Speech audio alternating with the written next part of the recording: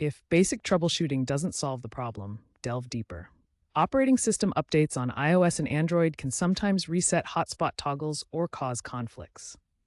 Ensure your device's software is up to date and that no VPNs or antivirus software are interfering.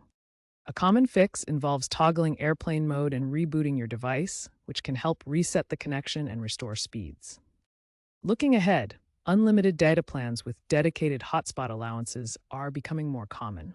While Tesco Mobile offers these, consider exploring them for consistent tethering.